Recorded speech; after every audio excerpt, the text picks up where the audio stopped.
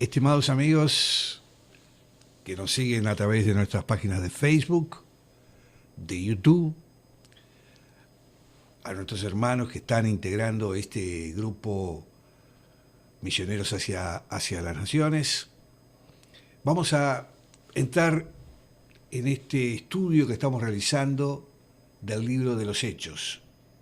Se trata de la segunda clase que vamos a tener y como siempre vamos a hacer un pequeño resumen de lo que fue la introducción que hicimos a este libro, porque tiene aspectos muy importantes que tenemos que tener en cuenta.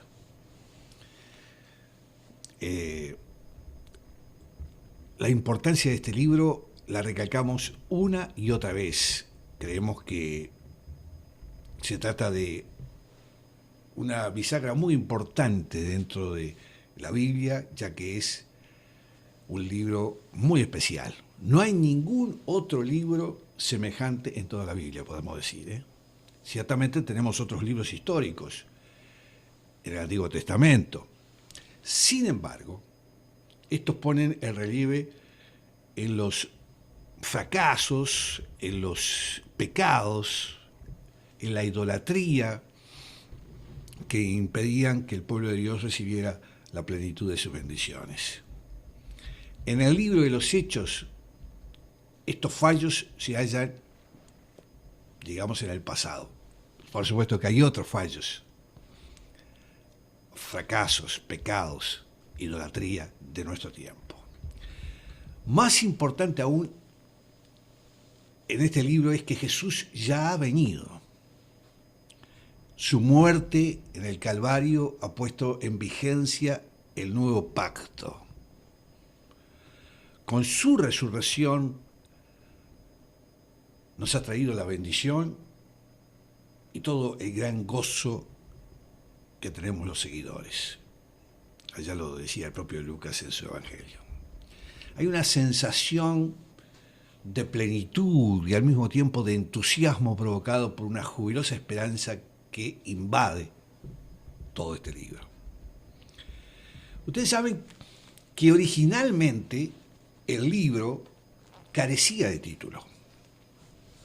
Sin embargo, desde mediados del segundo año después de Cristo, del segundo siglo después de Cristo, se conoce como los Hechos de los Apóstoles. Es probable que este título sugiera porque en el primer capítulo, que es el que vamos a ver hoy, se dan los nombres de los apóstoles. A pesar de esto, a medida que recorremos el libro, vemos que no se vuelve a nombrar a la mayoría de ellos. Y algunos son mencionados de paso. El único que sobresale en la primera parte del libro es Pedro. Y el único que sobresale en la segunda parte es Pablo. En realidad, el Espíritu Santo se destaca más que los apóstoles. El libro presenta la forma en la que mismo Jesús enfocó la atención sobre él. Después es el derramamiento del Espíritu el que pone en movimiento la acción del libro. Se menciona al Espíritu o se hace referencia a él, miren, un total de 51 veces en este libro. Por este motivo, muchos han sugerido que estaría más acertado un título como Los Hechos del Espíritu Santo. Bueno, en fin, miremos esa palabra que está allí, comenzó. El tratado anterior, o sea, el Evangelio según Lucas, recogía lo que Jesús había comenzado a hacer y a enseñar. Por tanto, el libro de los Hechos recoge a su vez lo que Jesús continuó haciendo y enseñando a través del Espíritu Santo en una iglesia que crecía y que se esparcía. Aunque Jesús se halla ahora en la gloria, a la derecha del trono del Padre, todavía está realizando su obra en nuestro mundo, ¿verdad? Sin embargo, debemos reconocer que así como el libro de los Hechos no nos da detalles sobre todos los apóstoles, tampoco nos relata toda la historia del crecimiento de la iglesia. En muchos casos solo nos da breves resúmenes de lo que aconteció. Por ejemplo, a las iglesias de Galilea y Samaria les presta muy poca atención. Hay sucesos importantes como el crecimiento de una vigorosa iglesia en Egipto durante el siglo I, que no son mencionados en absoluto. Por otra parte, hay algunos sucesos que son presentados en forma muy detallada. Y es probable que los discursos y sermones que se destacan tanto en el libro sean también resúmenes. Por ejemplo, Pablo predicaba algunas veces hasta la medianoche. Esas sí que eran prédicas. Ahora hay que hacer todo cortito. Mire, yo soy un hombre de comunicación y hay una moda ahora que tiene que ser todo breve, pequeño, porque la gente se aburre. ¿Cómo se puede aburrir a alguien con una prédica de Pablo? Por eso estaba hasta la medianoche, lógicamente. Ahora todo tiene que ser rápido. Cuestión de tiempo. No, más de 2 minutos, 3 minutos es mucho. Pablo predicaba hasta la medianoche. Y claro, no se puede resumir todo eso en un libro. Además, cuando se escribió esto, el mecanismo de los libros no existía. Entonces no se podía resumir todo, todos los hechos, todos los sermones, todos los milagros, todas las realizaciones. No se podía trasladar, eran partes. También hay otras ocasiones que evidentemente requerían todo un culto en la sinagoga, y sin embargo lo que está escrito se puede leer en pocos minutos. En fin, se ve claramente que estos discursos reflejan el estilo y los puntos claves de la predicación de los apóstoles y también sus propias palabras. Los relatos condensados fueron necesarios. Obviamente, como decíamos, debido a la limitada situación de espacios disponibles en los rollos de papiro que había, ¿no? Si se hubiera contado toda la historia del crecimiento y el desarrollo de la iglesia primitiva con todos los milagros y señales relatados en sus pormenores, hubiera llenado varias Biblias y libros, enciclopedias serían eso. Por esto Lucas sigue un tema sugerido por las palabras de Jesús, que dice: me seréis testigos en Jerusalén, en toda Judea, en Samaria y hasta lo último de la tierra. El capítulo que vamos a ver hoy, versículo 8. Los 7 primeros capítulos se centran en los sucesos de Jerusalén y describen el crecimiento y las pruebas iniciales de la iglesia. Luego, entre el capítulo 8 y el 12 se revela cómo el Espíritu rompió barreras en Judea y Samaria. Y finalmente, del 13 al 28 presenta la forma en que el Evangelio comenzó a moverse hasta lo último de la tierra. En ello se destaca la existencia de nuevos centros para el esparcimiento del Evangelio, en Antioquía, Efeso, Roma. Digamos que la claridad y la progresión lógica de Lucas hacen que la mayoría de los eruditos que creen en la Biblia estén de acuerdo en que Lucas es un historiador de primera clase. No solo por lo que incluyó en el libro de los Hechos, sino también por lo que no incluyó. Por supuesto, los eruditos que creen en la Biblia están de acuerdo en que el Espíritu Santo dirigió la redacción de este libro como otros libros, ¿no?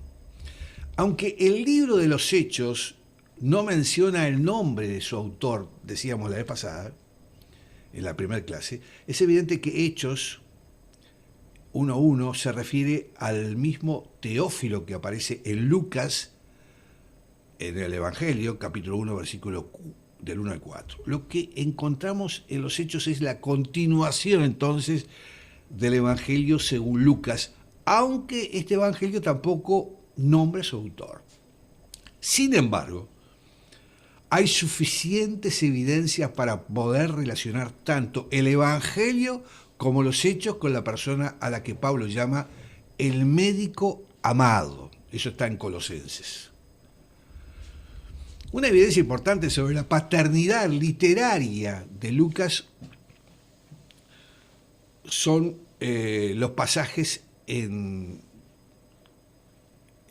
Hechos 16, en Hechos 20, en Hechos 21, cuando habla de nosotros. En estos pasajes, el autor indica que se halla con Pablo en algunos momentos del segundo y el tercer viaje misionero y también en el viaje a Roma. Por tanto, hay partes del libro de los Hechos de los cuales Lucas fue testigo ocular. El hecho de que Lucas estuviera con Pablo en su última visita a Jerusalén también lo acompañará en el viaje a Roma. Y quiere decir que Lucas, se saca la conclusión, ¿no?, de que Lucas se hallaba en Palestina durante los 2 años en que Pablo estuvo en prisión, en Cesarea. Es evidente que Lucas comprobó los datos muy cuidadosamente. Aunque los títulos y la clasificación de los funcionarios romanos cambiaron con frecuencia durante el siglo I. Lucas nunca cometió un error, pese a todas esas situaciones que se daban de confusión.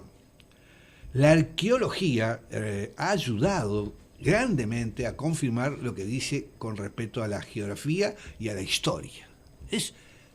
Pero es exacto lo que la arqueología está describiendo en todos los descubrimientos que se están dando, lo que afirmó y confirma todo lo de Lucas, en geografía y también en historia, porque todos los descubrimientos últimos que ha habido en la arqueología dan exactamente con lo que Lucas escribió. Por tanto, no sería errado suponer que Lucas pasó esos 2 años comprobando datos y hablando con los testigos oculares de los sucesos del Evangelio y de la primera parte de Hechos. Por ejemplo, vemos que en su Evangelio, Lucas narra, fíjense, presten atención a esto, Lucas narra la historia del nacimiento de Jesús desde el punto de vista de María, mientras que Mateo lo presenta desde el punto de vista de José. Lo más probable es que José hubiera muerto antes de llegar Lucas a Jerusalén, pero María vivía aún. Lucas dice que María guardaba los sucesos que rodearon el nacimiento de Cristo en su corazón. Eso está en el capítulo 2 de Lucas, versículo 51. Esto quiere decir que los recordaba con cuidado. También dice que María se hallaba presente en el aposento alto en el día de Pentecostés. Pablo confirmó que muchos de los que habían visto a Cristo resucitado todavía vivían cuando escribió Primera de Corintios. De esta manera, Lucas pudo confirmar los sucesos que incluyó en los Hechos bajo la orientación y la inspiración, siempre decimos, del Espíritu Santo. Puesto que los Hechos nos llevan hasta la primera prisión de Pablo en Roma, en los años 60 y 61 después de Cristo, esta es la fecha más temprana en que el libro pudo ser escrito. En el año 64 después de Cristo tuvo lugar el famoso incendio de Roma y Nerón comenzó, como ustedes saben, a perseguir a los cristianos. Esto obró un cambio completo en las relaciones entre los cristianos y el imperio. Por este motivo, la fecha más tardía en que puede haber sido escrito los Hechos es alrededor de el año 63 después de Cristo. Tenemos entonces en este libro un relato sobre la primera generación de creyentes, los primeros 30 años de crecimiento de la iglesia que comenzó en Pentecostés. A partir de Pentecostés se le da gran importancia al crecimiento de la iglesia. Los 120 se convirtieron de inmediato en 3.000 y poco después leemos que son 5.000. Bueno, se habla de un grupo de sacerdotes y hasta de fariseos. A medida que el Señor seguía añadiendo creyentes a la iglesia se esparce y surgen nuevos centros y nuevas multitudes. En todo esto hay una clara evidencia de la orientación del Espíritu Santo y de un crecimiento que es tanto espiritual como también numérico. Aunque vamos a decir también que surgieron problemas, pero el Espíritu Santo supo resolver todas esas situaciones. Ya la veremos. Lucas le presta atención también a la forma en que el Espíritu Santo promovía la unidad del cuerpo a medida que iba creciendo. Se ve con cuánta frecuencia los creyentes permanecían unánimes. Más de una vez la iglesia estuvo en peligro de dividirse, pero el Espíritu la mantuvo unida. Bueno, eso sucedía y sucede hoy, ¿no? El mundo tiende a romper, a dividir, a destruir, a dispersar, a separar. Se necesita más energía para unir, más sabiduría y poder para construir que para derrumbar. Es fácil derrumbar las cosas. En fin, este libro entonces es la edificación de la iglesia. Son los hechos del Señor resucitado a través del Espíritu Santo y es la edificación de la iglesia.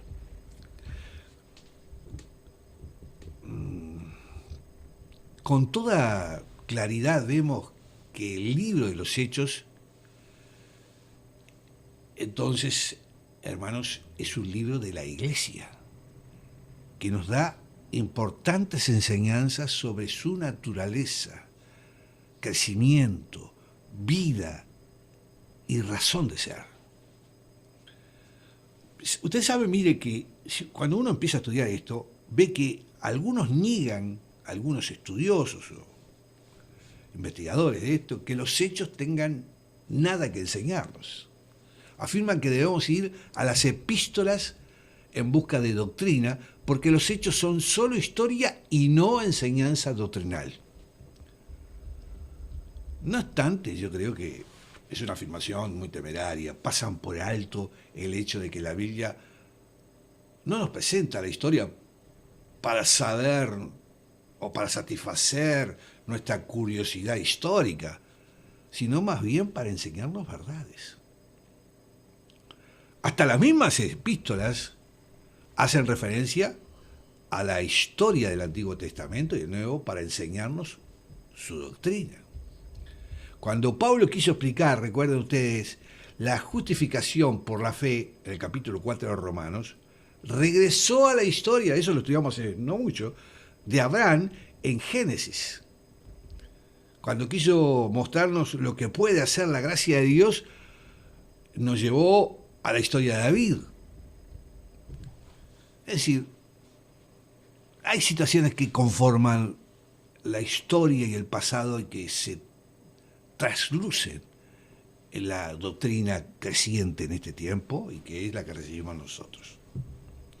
Pero a todo esto, digamos que Jesús es la figura central del libro de los Hechos, como lo es también en los Evangelios y las Epístolas.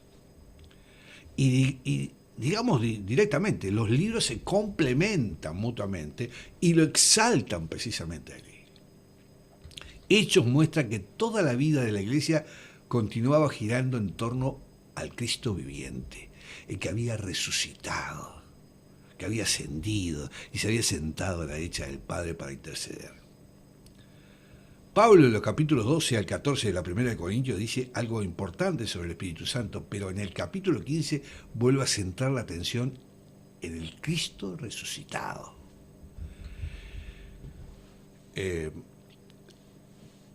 Digamos igualmente, aunque Hechos da enseñanza sobre la obra del Espíritu y nos enseña buena parte de ella, en primer lugar centra su atención en Jesús. Él es el príncipe de la vida, el que vino, el que se hace presente por medio del Espíritu y el que va a regresar. La vida y el poder de su resurrección fluyen por todo el libro. Los evangelios, los hechos, las epístolas, el Apocalipsis son toda la misma revelación de la palabra de Dios. Entonces, que estos estudiosos, estos teólogos nos digan que hay que darle poca importancia a este libro, a mí me parece temerario. Es mi opinión. Me parece que tenemos que darle una importancia, aunque su centralismo sea histórico y geográfico. Pero para entender la doctrina tenemos que conocer la historia contada realmente como la cuenta Lucas. Algo que debemos tener en cuenta, a diferencia de otros libros del Nuevo Testamento, que el libro de los Hechos no tiene una conclusión formal. Simplemente se termina sin más. Algunos estudiosos suponen que esto sucedió porque Lucas fue martirizado poco después que el apóstol Pablo. Sin embargo, hay otras tradiciones antiguas que afirman que vivió más tiempo. Más bien parece que el abrupto final es algo intencional. El libro tenía que llegar a su fin, como también aquella primera generación había llegado al suyo. Pero los hechos del Señor resucitado a través del Espíritu Santo no terminarán entonces. Continuarán en el siglo II, el tercero, con los mismos dones y las mismas manifestaciones sobrenaturales. Más aún, continúan hoy mismo donde quiera que el pueblo de Dios se reúna unánimemente con el anhelo de escudriñar su palabra, buscar sus dones y realizar su obra, como lo estamos haciendo hoy. Bueno, ingresemos al capítulo 1. Antes, una pregunta. ¿Tendría Lucas pensado escribir un tercer volumen? También algunos estudiosos afirman que la forma abrupta en que termina el libro de Hechos así lo exige. Es posible que Lucas haya pensado en esto. Sin embargo, también puede ser que su ministerio haya sido detenido por el martirio, como afirma otro grupo de estudiosos. Al menos permaneció junto a Pablo durante su segunda prisión, mientras que otros lo abandonaron para salvar su propia vida. Pero la palabra primero no implica necesariamente que sea otro volumen.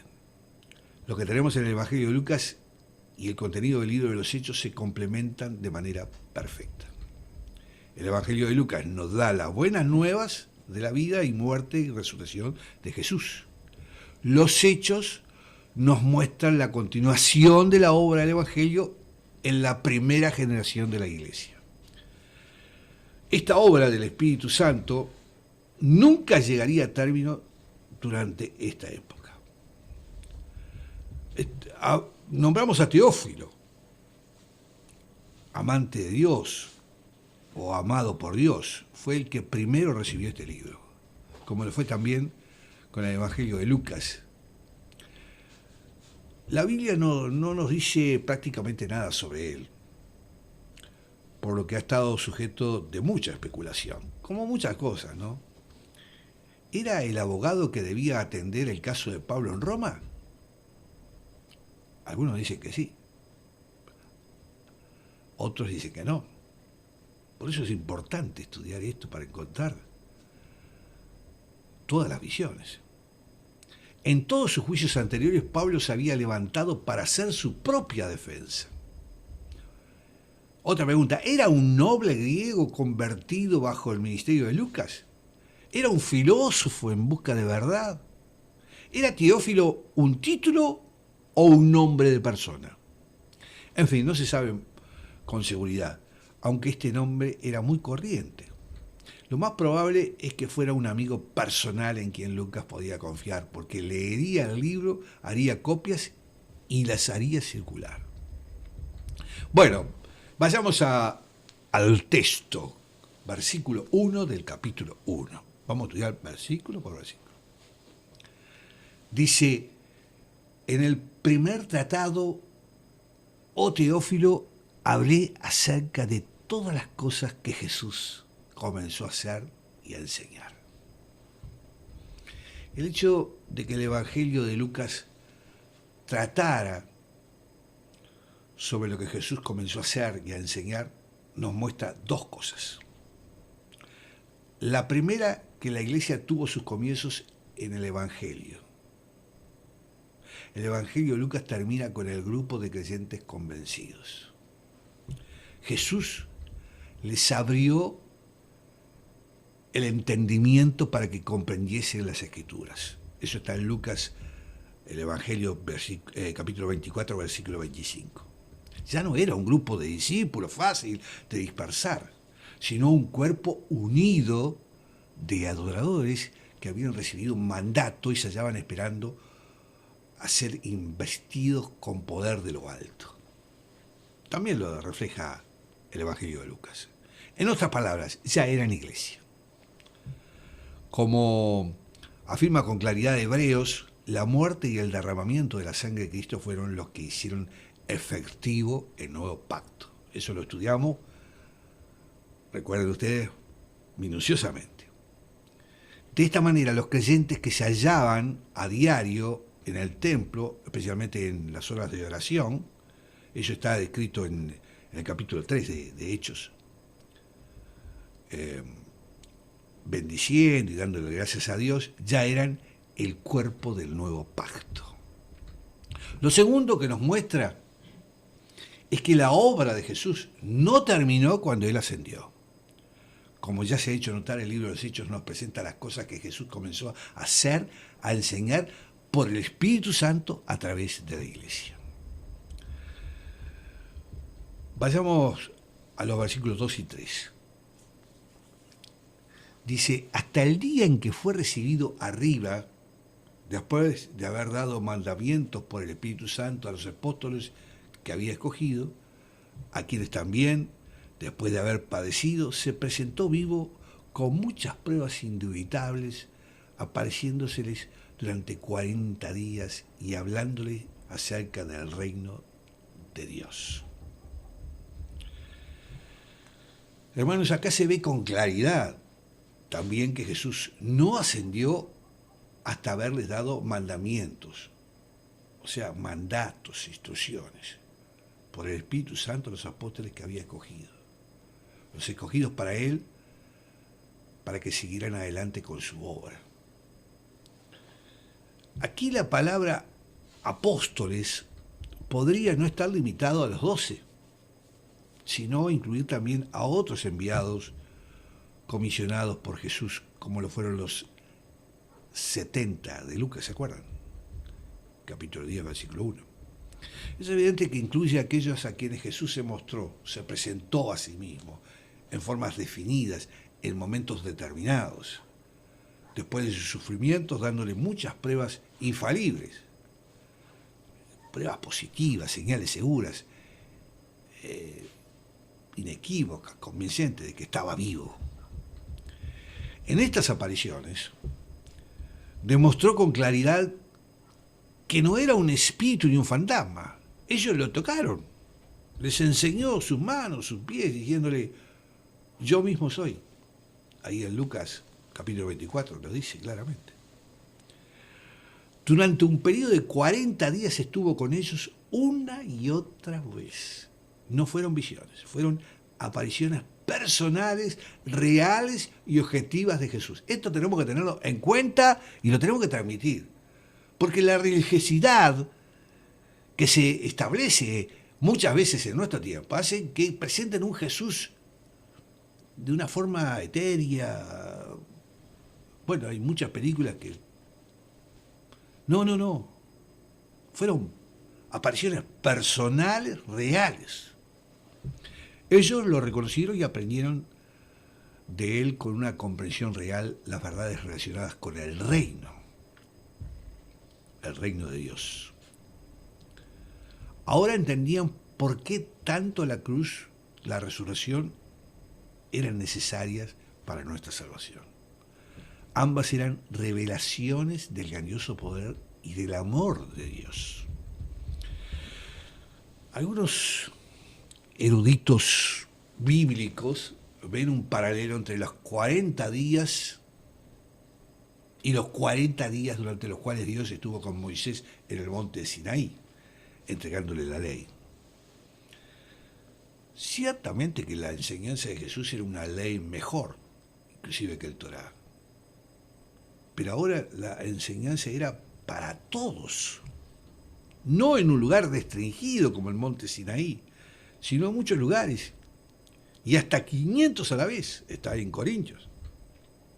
Hasta en el día de la resurrección había otras personas con los apóstoles en el aposento alto, y recibieron su instrucción. Como decíamos hoy, poco después vemos que había 120 presentes. Está en este mismo capítulo 1. Por tanto, las instrucciones definitivas de Jesús nunca estuvieron limitadas a los 11 apóstoles. Veamos los versículos 4 y 5.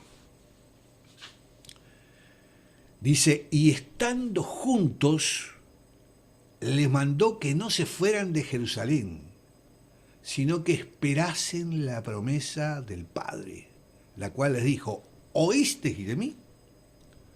Porque Juan ciertamente bautizó con agua, mas vosotros seréis bautizados con el Espíritu Santo dentro de no muchos días. El Evangelio de Lucas condensa los 40 días posteriores a la resurrección y salta hasta la exhortación final a los 120 para que se quedaran, esperaran, se sentaran en Jerusalén hasta recibir la promesa del Padre que Jesús mismo les había hecho. Ahí en Hechos 1:4, Lucas va de nuevo al tiempo inmediatamente anterior a la ascensión. Jesús los había reunido. En griego indica que estaba compartiendo una comida con ellos. En aquel momento repitió el mandamiento, insistiéndoles en que no debían salir de Jerusalén. Esto era muy importante. Parece que es un mandato muy importante, que a veces no le prestamos la atención debida. El día de Pentecostés hubiera tenido poco efecto si solo 2 o 3 de ellos se hubieran quedado en la ciudad. No existe conflicto aquí entre este mandato y el dado el día de la resurrección, de marcharse a Galilea, que está en Mateo, está en Marcos. Al comparar los evangelios podemos ver inicialmente que Jesús les ordenó a las mujeres que le dijeran a los discípulos que se fueran a Galilea, debido a que no habían creído en realidad. Pedro y Juan fueron a la tumba. Y 2 de los 3 discípulos, no de los 12, decidieron irse a su casa en Emaús, mientras que los demás se quedaron donde estaban. Jesús se les apareció por la noche aquel mismo día y les echó en cara su incredulidad. Recuerden, Tomás no estaba presente cuando Jesús se le apareció, sin embargo, se negó a creer el relato. Y Jesús se le apareció de nuevo a la semana siguiente y llamó a Tomás, che, vení para acá, para que creyera en él. Después los discípulos junto con Pedro se encontraron con Jesús en Galilea. Hubo una devora, pero Jesús necesitaba tratar con Pedro, que todavía cargaba con la culpa de haber negado a Jesús. Y le hacía falta una humillación especial y una nueva comisión también especial. Está en Juan 21. Bueno, es probable que hubieran otras apariciones en Galilea. Ya les decimos que no se puede contar todo en los rollos, o sería imposible. Esto es un resumen condensado. También no hay muchos detalles cuando se hallaban los 500, ya que Jesús había pasado mucho tiempo allí durante su ministerio. Entonces, casi al final de los 40 días, los apóstoles y los demás regresaron a Jerusalén, donde Jesús le dio su enseñanza final. Lucas no menciona la visita a Galilea, posiblemente porque ya estaba escrita en otro lugar y su propósito era centrar la atención en el día de Pentecostés que se acercaba. es especialmente significativo sobre la promesa del Padre que Jesús le diera sus instrucciones por el Espíritu Santo. Ahí vemos en este mismo capítulo. El Jesús resucitado estaba lleno del Espíritu todavía, como lo había estado durante todo su ministerio anterior. Y así como el Padre dio testimonio de su Hijo cuando el Espíritu descendió sobre él y entró en él de una manera especial, también el Padre dio testimonio de la fe de los creyentes derramando el Espíritu Santo prometido que les dio poder para servir. Y que se llame promesa del Padre al don del Espíritu lo relaciona también a las promesas del Antiguo Testamento. La idea de la promesa es uno de los lazos que unen el Antiguo Testamento con el Nuevo. Bueno, podríamos hablar de muchas. La promesa hecha a Abraham no era solo una bendición personal y nacional, sino también que en él y en su simiente todas las familias de la tierra serían bendecidas. Génesis, capítulo 12. Cuando Abraham creyó, confió en la promesa de Dios, su fe quedó asentada como crédito a favor suyo y en la cuenta de su justicia. En fin, la historia de las relaciones de Dios con su pueblo es una revelación gradual, hecha paso a paso. Veamos, primeramente promete la derrota de la serpiente antigua, el diablo, por medio de la simiente de la mujer, ¿se acuerdan?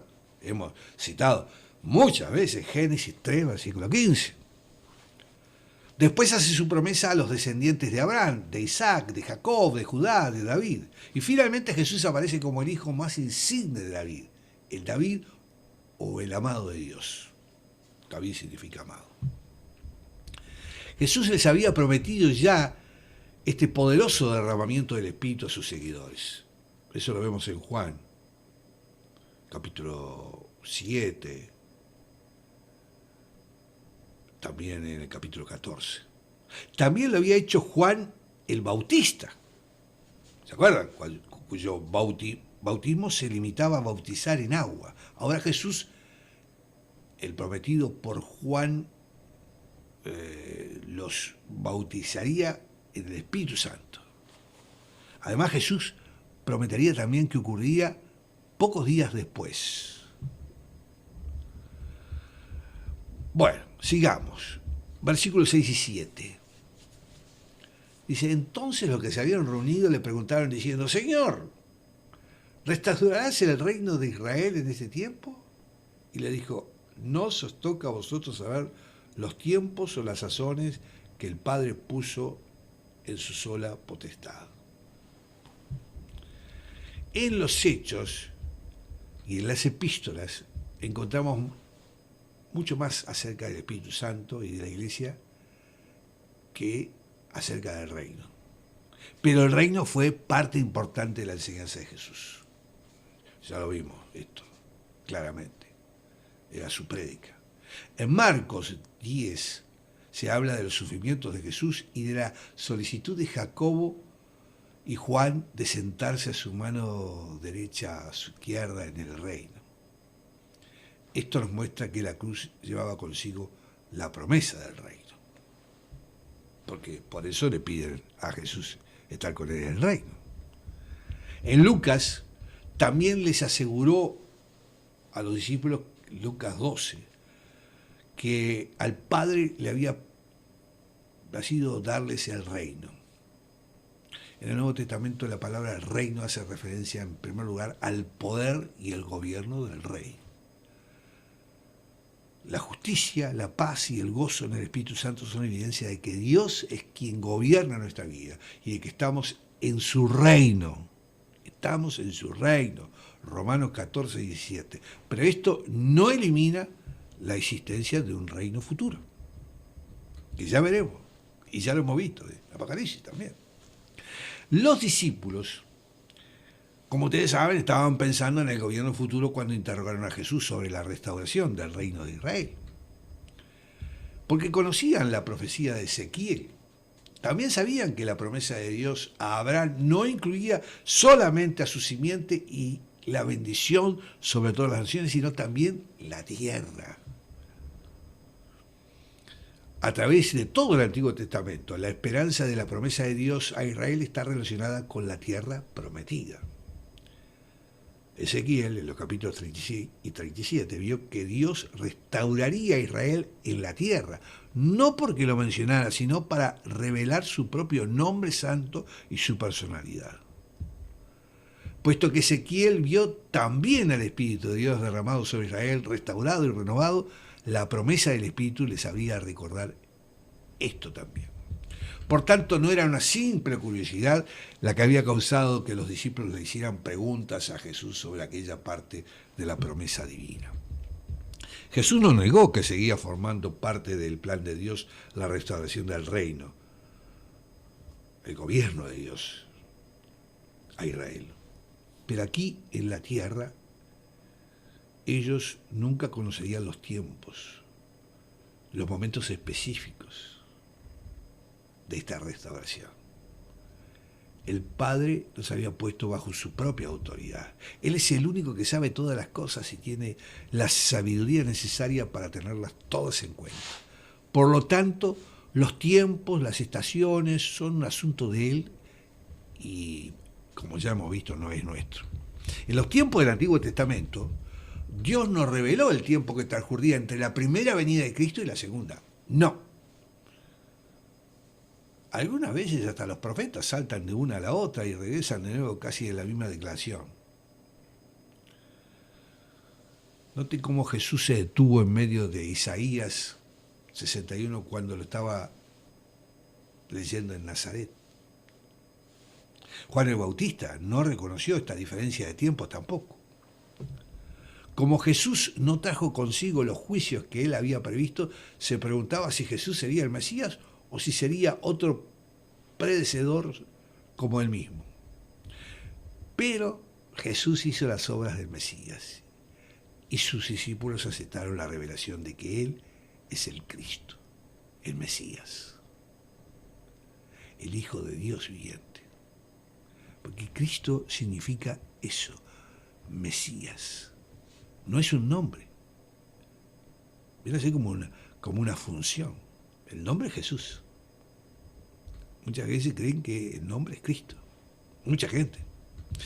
De vez en cuando Jesús les advertía a los discípulos que nadie conoce el día ni la hora de su regreso. Esto que tenemos siempre en cuenta y que hay que tener en cuenta. Por eso cuidado cuando alguien dice en el año 2025 a las 5 de la tarde. No, no es así. Después, cuando sus propios discípulos durante aquella última ida a Jerusalén suponían que el reino de Dios aparecería de inmediato, Jesús le relató una parábola para señalarles qué pasaría largo tiempo antes de que él regresara con poderes reales a gobernar. Eso está en Lucas. Una parábola que habla de un noble que se marcha a un país lejano, con lo que está hablando de un largo tiempo.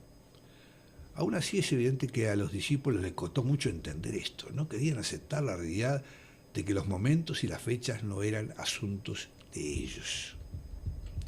Veamos el versículo 8.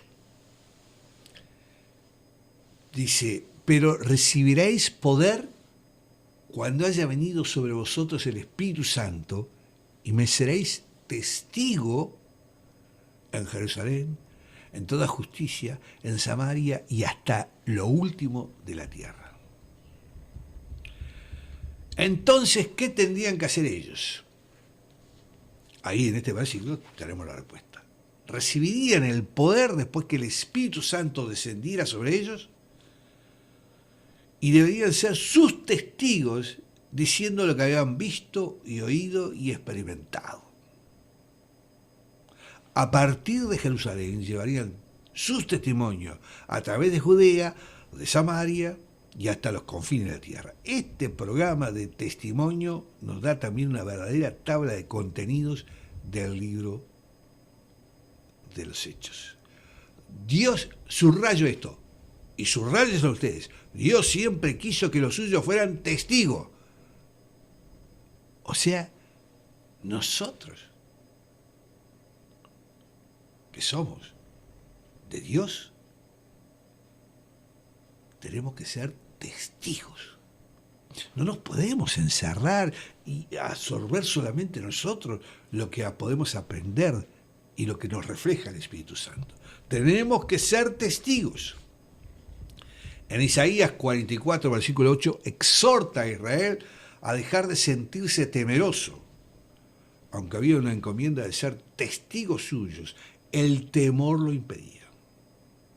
De esta forma, la nación de Israel en su totalidad fracasó en cuanto al testimonio que Dios quería realmente que diera. Los cristianos, y hoy día, no tenemos por qué fallarle. No podemos tener temor. Tenemos que ser testigos. El bautismo en el Espíritu está en nuestra disposición como experiencia que llena de poder. ¿Se acuerdan lo que decía Jesús en Mateo? Recibiréis poder. Aquí de nuevo se relaciona el poder con la promesa hecha a Abraham de toda la familia de la tierra serían bendecidas. Insiste en que no podían esperar a que hubieran condiciones ideales para esparcir el Evangelio entre las naciones. No. Esta época estaría caracterizada por guerras, rumores de guerra, hambres y terremotos. ¿Qué nos pasa hoy día? Lo mismo. Lo mismo. Hambre, terremotos, guerra. Los seguidores de Jesús deben salir a esparcir el Evangelio a todas las naciones en medio de todas estas calamidades naturales y todos los trastornos políticos que haya. ¿Cómo sería esto posible? Recibimos el poder como consecuencia de haber sido llenos del Espíritu Santo. Este es el secreto del éxito en aquella época de la Iglesia hasta su consumación final cuando Jesús regrese. Hoy estamos en lo mismo. Por supuesto que esto pone la gran responsabilidad de ser testigos de Cristo sobre todos los que estamos llenos de Espíritu, que tenemos el Espíritu Santo. Es una responsabilidad. Eliminemos el temor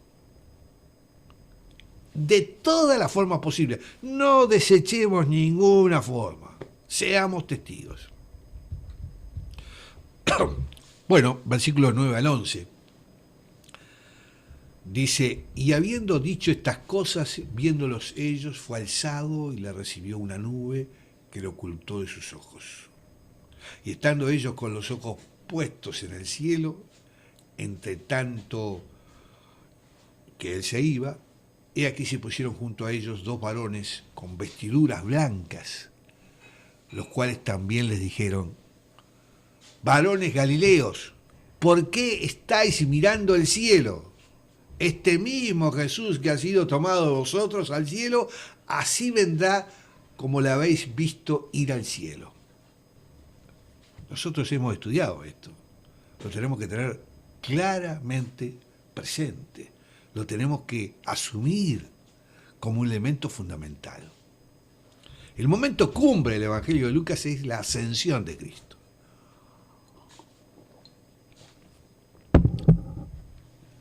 Allí en Lucas 24, versículo 50, señala que Jesús llevó a sus seguidores hasta el Monte de los Olivos, frente a Betania, y mientras los bendecía fue levantado al cielo. Esto es tomado gradualmente, no arrebatado. Es otra cosa.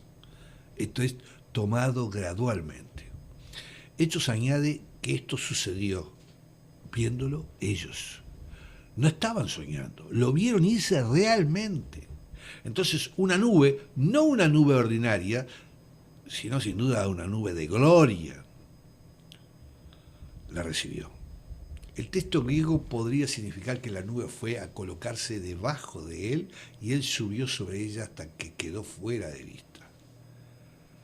Pero no solo dejó la superficie de la tierra, sino que ascendió a la mano derecha del Padre y aún está presente en el cielo en forma corporal.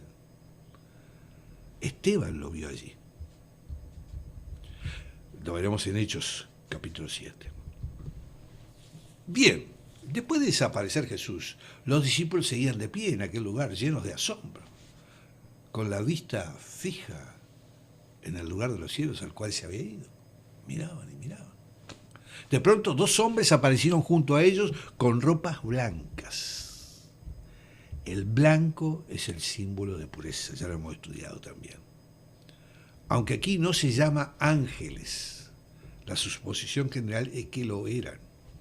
Los ángeles son espíritus, pero por lo general aparecen en la Biblia como hombres. Las ropas blancas nos recuerdan también a los ángeles que aparecieron en la tumba en el día de la resurrección. Lucas los llama varones, mientras que Juan se refiere a ellos llamándolo ángeles. Los ángeles preguntaron por qué estos discípulos, hombres de Galilea, solamente Judas era de Judea, estaba allí mirando al cielo. Esto quiere decir que, estaban tratando de agudizar su vista, como si esperaran ver en el cielo dónde había ido Jesús. La primera venida de Cristo se había consumado. Su obra de redención estaba completa. Pasaría largo tiempo antes de que volviera, pero estaría con ellos tan realmente como lo había estado anteriormente. Ahora les había dejado un encargo, mejor dicho, una labor a realizar. Les había dado órdenes de esperar en Jerusalén la promesa del Padre y el poder para ser testigos. Deberían obedecer con la seguridad de que Él regresaría. La promesa de su regreso no podía ser más enfática. Ahí dice, este mismo Jesús así vendrá de la misma manera como le habéis visto ir. Él ya les había dicho que regresaría a las nubes. Durante su juicio se identificó a sí mismo como el Hijo del Hombre. Daniel, libro de Daniel, ¿se acuerda? Capítulo 7. De quien Daniel dice que viene con las nubes. No es de extrañar que su segunda venida siga siendo una de las motivaciones más importantes en la vida cristiana. No cabe la menor duda, el acontecimiento fundamental. Veamos entonces ahora los versículos 12 al 14. Entonces volvieron a Jerusalén desde el monte que se llama del Olivar, el cual está cerca de Jerusalén, camino de un día de reposo, y entrados subieron al aposento alto donde moraban Pedro, Jacobo, Juan, Andrés, Felipe, Tomás, Bartolomé, Mateo, Jacobo, hijo de Alfeo, Simón el celote y Judas, hermano de Jacobo. Todos estos perseveraban unánimes en oración y ruego, con las mujeres y con María, la madre de Jesús, y con sus hermanos. El Evangelio de Lucas describe que el regreso de los seguidores de Jesús a Jerusalén se realizó con gran gozo. Solo había un camino de un sabbat, unos 900 metros desde el Monte de Olivos hasta la ciudad. Fíjense en lo que fue el Éxodo. Allí en el espacio del aposento alto estaban parando los 12 apóstoles. Este puede haber sido el mismo aposento alto de la última cena y de las apariciones del resucitado, aunque creen que era el hogar de María, la madre de Juan Marcos, que es mencionado en Hechos 12, versículo 12, pero no hay prueba alguna de ello. Aquí Lucas nos llama la atención sobre 5 cosas. Presten atención. Primero, los 11 estaban unánimes. Se nota un gran contraste con el celo exhibido antes de la crucifixión, cuando cada uno quería ser el mayor.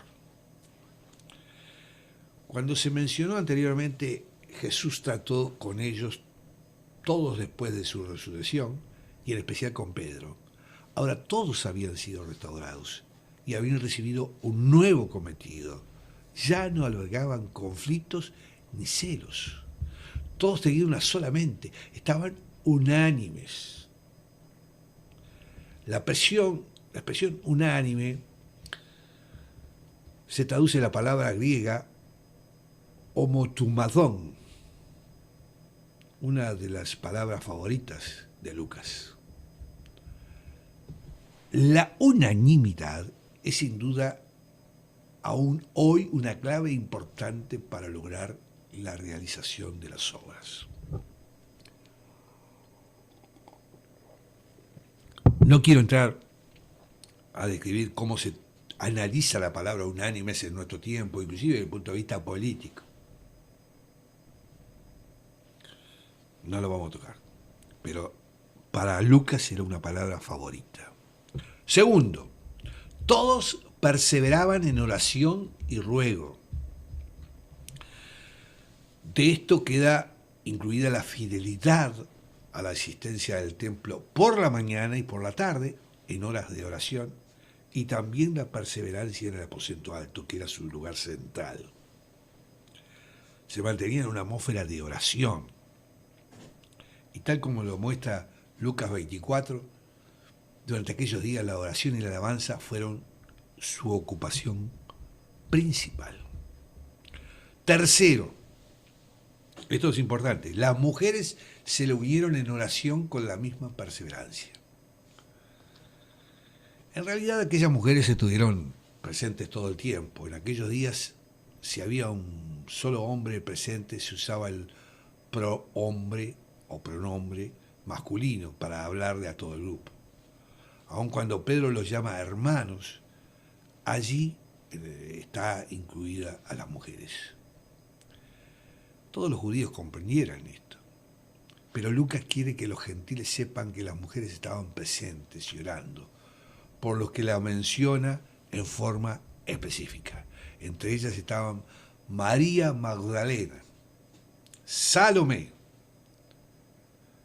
Juana, María y Marta de Betania, la madre de Juan Marcos, entre otros. Se hace mención especial de María, la madre de Jesús. Ella se halla presente porque Juan estaba cumpliendo con la petición de Jesús de que la tomara a su cargo. No estaba como dirigente, sino que simplemente se había unido a los demás para orar y esperar la promesa del Padre. Podemos estar seguros de que recibió el Espíritu, aunque sea esta la última vez que es mencionada en los Hechos. Algunas tradiciones, podemos decir, afirman que murió en Jerusalén, otras dicen que fue con Juan a Éfeso y murió allí. Pero en fin, no hay mucho detalle mayor. Quinto, los hermanos de Jesús se hallaban presentes, aunque antes de la crucifixión no habían creído en él. A pesar de esto, se apareció especialmente a Jacobo, el mayor de sus hermanos. Y posteriormente, tanto Jacobo como Judas se convirtieron en dirigentes de la iglesia de Jerusalén. Ahora, estos hermanos se hallaban unánimes con los demás y esperando como ellos. Bueno, y nos vamos hasta la elección de Matías, versículos 15 al 26. Se los leo, ustedes lo tienen ahí. Es importante siempre repasar el texto. En aquellos días, Pedro se levantó en medio de los hermanos, y los reunidos eran como 120 en número, y dijo: varones hermanos, era necesario que se cumpliese la Escritura en que el Espíritu Santo habló antes por boca de David acerca de Judas, que fue guía de los que prendieron a Jesús, y era contado con nosotros, y tenía parte en este ministerio. Este, pues, con el salario de su inequidad, adquirió un campo, y cayendo de cabeza, se reventó por la mitad, y todas sus entrañas se derramaron. Y fue notorio a todos los habitantes de Jerusalén, de tal manera que aquel campo se llama en su propia lengua Aceldama, que quiere decir campo de sangre. Porque está escrito en el libro de los Salmos sea hecha desierta su habitación y no haya quien more en ella, y tome otro su oficio. Es necesario, pues, que de estos hombres que han estado juntos con nosotros todo el tiempo que el Señor Jesús entraba y salía entre nosotros, comenzando desde el bautismo de Juan hasta el día en que de entre nosotros fue recibido arriba, uno se ha hecho testigo con nosotros de su resurrección. Y señalaron a dos, a José, llamado Barsabás, que tenía por nombre o sobrenombre Justo, y a Matías. Y oraron, dijeron, tú, Señor, que conoces los corazones de todos, muestra cuál de estos dos has escogido para que tomen la parte del ministerio apostolado de que cayó Judas por transgresión, para irse a su propio lugar. Y le echaron suertes, y la suerte cayó sobre Matías, y fue contado con los 11 apóstoles restantes.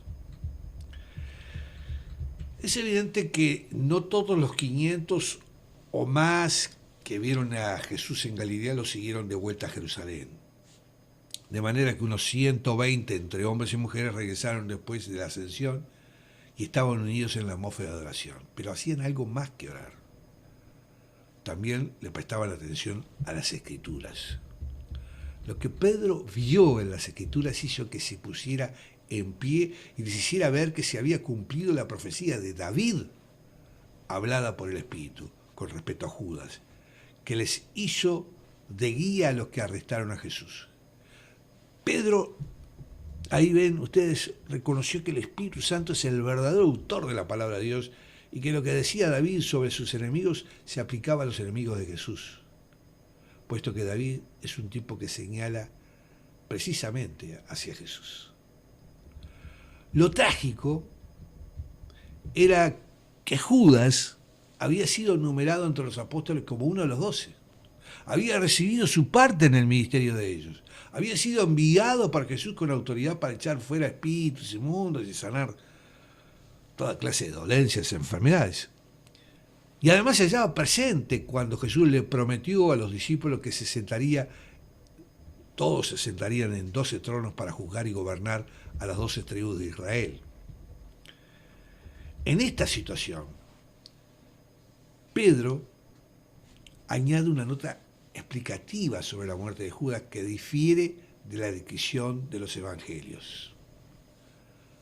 Mateo dice que Judas se fue y se colgó, puesto que Lucas había sido investigado, todo lo que se había escrito, él lo sabía, y obviamente no vio que hubiera contradicción.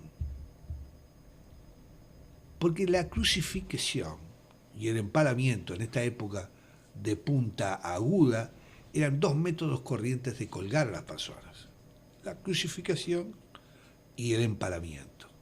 Por supuesto que Judas no podía crucificarse a sí mismo, pero podía levantar una estaca, por ejemplo, puntiaguda, y tirarse sobre ella.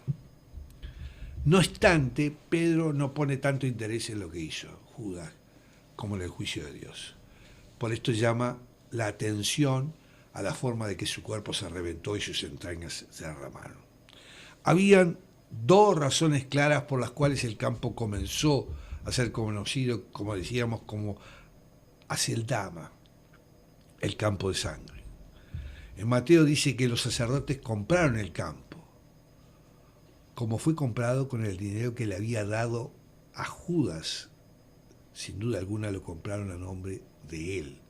Lo llamaron Aceldama porque las 30 piezas de plata que eran precio de sangre, esto es, de la muerte de Cristo.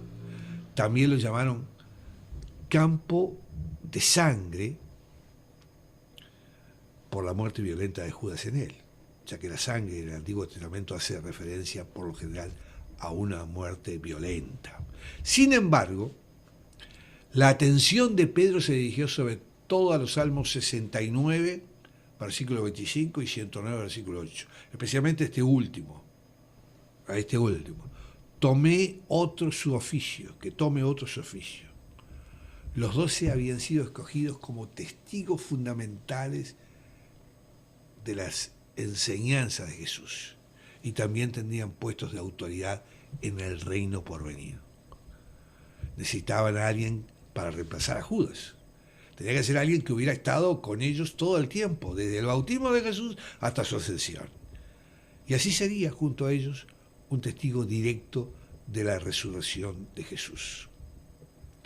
Pedro señaló las condiciones, pero todos hicieron la selección. Había 2 hombres que la cumplían a cabalidad. Como decíamos, uno de ellos era José, llamado Barsabás, hijo de Sabás, o sea, nacido en un día de reposo, que como muchos judíos tenía un nombre romano, Lustus, que aparentemente quiere decir justo. El otro era Matías. Eusebio, el historiador eclesiástico del siglo III, dice que era uno de los 70 enviados por Jesús en Lucas 10.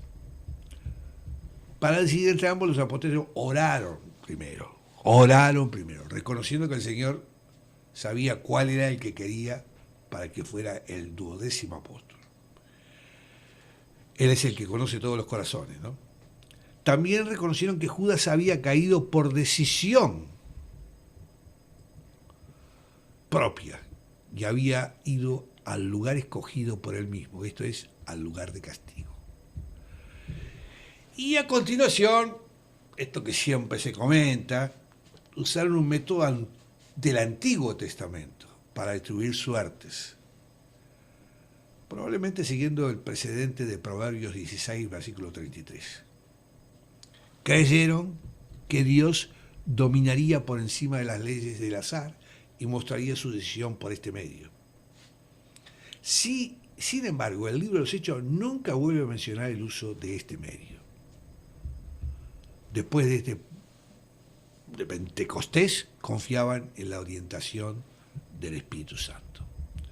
Algunos escritores modernos ponen en duda si Pedro y los demás estarían actuando correctamente y dicen que se debía haber escogido a Pablo.